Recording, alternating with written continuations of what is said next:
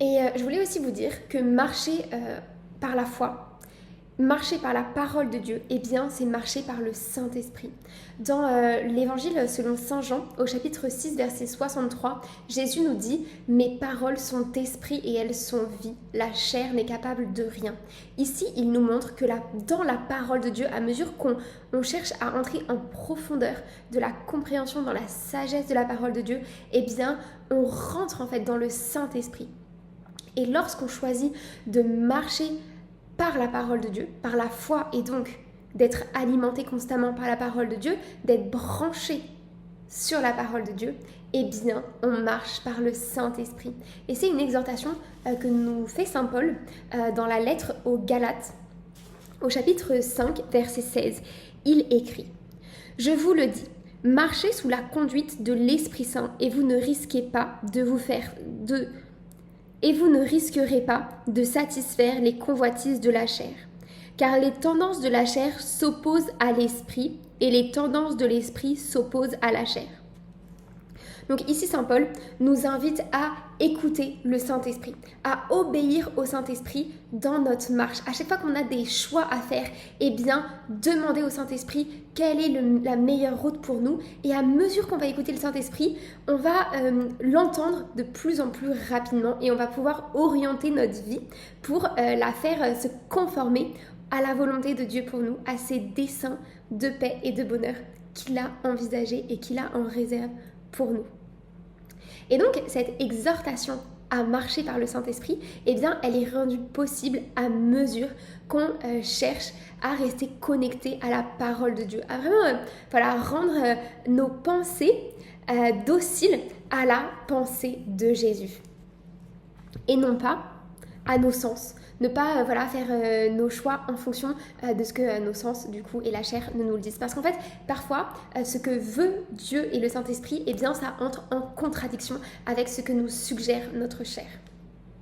C'est ce que nous dit donc Saint Paul. Et il poursuit en disant « En effet, il y a là un affrontement qui vous empêche de faire tout ce que vous voudriez. Mais si vous vous laissez conduire par l'Esprit, vous n'êtes pas soumis à la loi. » Donc, un autre avantage au fait de vivre, de marcher dans le Saint-Esprit, eh bien, c'est le fait qu'on se place dans un nouvel évangile, l'évangile de la grâce. Alors, l'évangile donné par Jésus-Christ, mais donc du coup, en fait, on marche sous le manteau de la grâce et non plus sous le joug de la loi. Cela ôte le joug de la loi et donc du fait que on doit respecter un nombre de sacrifices avant d'aller prier. On doit faire les choses, on doit agir de la sorte et ça nous place dans l'évangile de la grâce, dans ça nous donne vraiment un nouvel habit, celui de la grâce, de la miséricorde, où Dieu agit en nous, il nous donne de faire le bien, il nous donne tout ce dont nous avons besoin pour être des personnes qui sont pleinement justes et qui sont vraiment entourées de la gloire et de la lumière de Dieu. On sait bien à quelle action mène la chair. Inconduite, impureté, débauche, idolâtrie, sorcellerie, haine, rivalité, jalousie, emportement, intrigue, division, sectarisme, envie, beuverie, orgie ou autre chose du même genre. Donc, ici, il nous fait une longue liste, mais en fait, dès qu'on a un peu même un relent, quelque chose, un prémisse qui nous conduirait à ces choses-là, eh bien là, c'est la voie de la chair, il faut couper, il ne faut pas écouter, mais à l'inverse, il faut dire « Saint-Esprit, que veux-tu que je fasse maintenant ? Saint-Esprit, quelle est ta volonté pour moi maintenant ?» Je vous préviens, comme je l'ai déjà fait, ceux qui commettent de telles actions ne recevront pas en héritage le royaume de Dieu. Mais voici le fruit de l'Esprit. Amour, joie, paix, patience, bonté, bienveillance, fidélité, douceur et maîtrise de soi. Donc, clairement, on a un grand avantage à choisir de marcher par le Saint-Esprit. Parce que tous les fruits qu'on va en récolter, eh bien, c'est des fruits d'amour, de charité, de bonté. Donc, à la fois, on va laisser sortir de nous uniquement des œuvres d'amour, de bonté. On va être patient, on va être fidèle, on va être bienveillant, on va être à l'écoute des autres. Et en même temps, on va également récolter toutes ces choses. On va récolter de l'amour, on va récolter de la paix, à la fois de Dieu, mais également des autres, parce que Dieu va mettre sur notre chemin des personnes qui vivent selon cet évangile de la grâce et de l'amour. Et puis il poursuit, en ces domaines, la loi n'intervient pas. Ceux qui sont au Christ Jésus ont crucifié en eux la chair. Donc en fait, ils n'écoutent plus les demandes de la chair. En fait, c'est ces petites voies qui nous conduiraient à toutes ces œuvres mortes.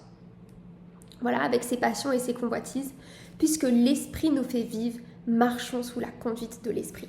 Donc clairement, exhortation à marcher par l'Esprit Saint, à écouter, à chercher à être sans cesse connecté à la voix de l'Esprit Saint, à ses inspirations, à tout ce qui va nous procurer des bienfaits, de la bonté. Alors parfois ça peut être, ça va demander du courage de réaliser la volonté de Dieu. Donc par exemple, si à un moment donné, Dieu nous invite à dire la vérité sur un sujet, alors que les autres vont se complaire dans un mensonge ou dans un aveuglement, ça peut être délicat en fait d'être celui qui dit la vérité et qui vient vraiment dresser la vérité malgré et qui va se prendre peut-être des regards peut-être moqueurs ou injurieux de la part des autres. Parfois, ça demande aussi du courage. Donc, si Dieu nous met sur le cœur d'aller voir une personne dans la rue, dans le métro, dans le train, et nous, en fait, on n'a pas trop l'habitude dans notre société, on n'a pas trop l'habitude de parler comme ça aux personnes. Mais si le Saint-Esprit nous dit vraiment de le faire, faisons-le. Parce qu'ensuite, ce qu'on va récolter, ce sont des fruits bienfaisants, d'amour, de paix, de charité, de bonté, de fidélité, de bienveillance, de joie. Enfin bon, que des bonnes choses.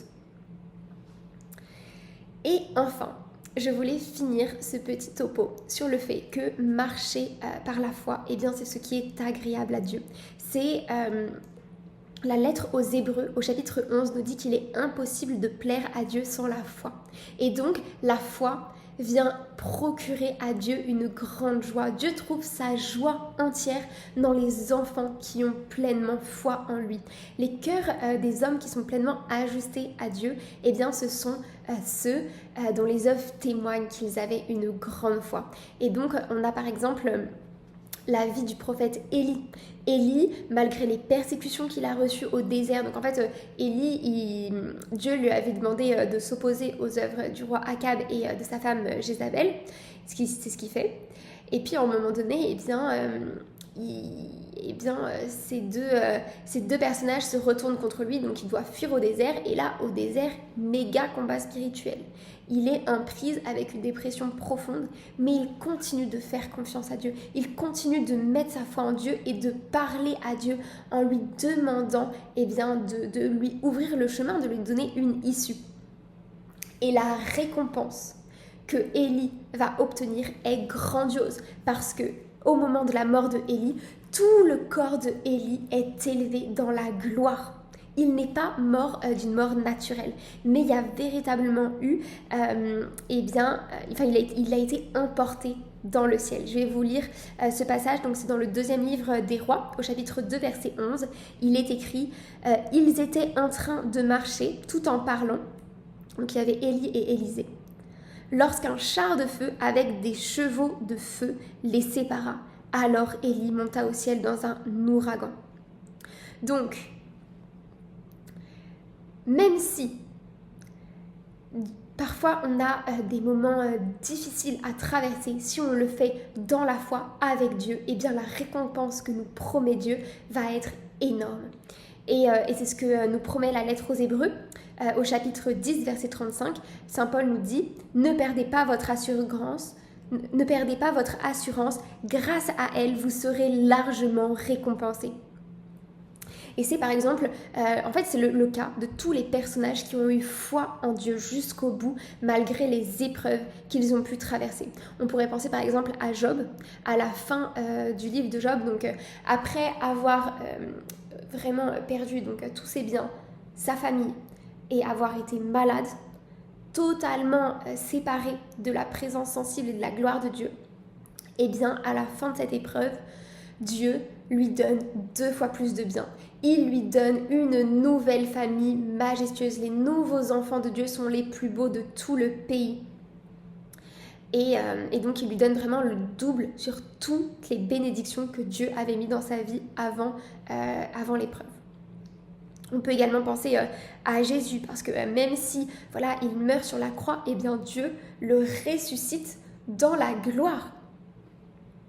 Et enfin, j'aimerais vous partager la vie d'un autre personnage de la Bible que j'aime beaucoup, c'est le roi David, donc celui qui a écrit les psaumes, et on parle aussi beaucoup de lui dans l'Ancien Testament. Et on reverra sa vie un peu plus en détail dans des vidéos consacrées à cela. Mais ici, j'aimerais simplement vous partager le fait que sa vie a été exceptionnelle. Le cœur de cet homme était totalement ajusté à la volonté de Dieu et il plaisait énormément à Dieu. Il est passé par plein de périodes spirituelles glorieuses où il sentait la présence de Dieu, mais il est également passé par plein de difficultés, d'épreuves de tout type, des ennemis, visibles, invisibles, qui en voulaient vraiment à sa vie. Et malgré ces persécutions et ces difficultés, David est resté fermement établi dans sa foi en Dieu. Il s'appuyait sans cesse sur le Seigneur. Et donc, Dieu lui a promis que l'un de ses descendants serait assis sur son trône pour toujours. Et c'est bien ce que Dieu a fait avec Jésus-Christ, parce que Jésus est le roi éternel, il est le Messie, il est le fils de David, un descendant de David. Donc Dieu a accordé à David un descendant royal, celui de Jésus. Voilà, donc maintenant je vais prier pour vous, je vais vraiment demander au Saint-Esprit de descendre dans vos cœurs, dans votre intelligence, dans votre volonté. Je demande vraiment à Dieu qu'il vous aide et vous assiste pour vous apprendre à marcher par la foi, à marcher par la parole de Dieu, à marcher dans le Saint-Esprit, à toujours garder votre cœur collé aux promesses de Dieu pour vous. Qu'aucune difficulté, aucune sensation, aucune émotion ne puisse nous détourner de la volonté de Dieu pour nous. Qu'aucune difficulté ne puisse faire foi pour notre vie, mais qu'en tout, la volonté de Dieu puisse triompher. Père, je te demande de vraiment venir bénir tes enfants, de leur donner ton Esprit Saint en abondance, pour que nous puissions chacun marcher à la suite de Jésus-Christ, dans la gloire, dans la joie, dans la paix, dans la bonté, dans l'amour, et que nous puissions nous rassasier de tous les fruits de l'Esprit. Amen, soyez bénis et à très bientôt sur la chaîne Semeur.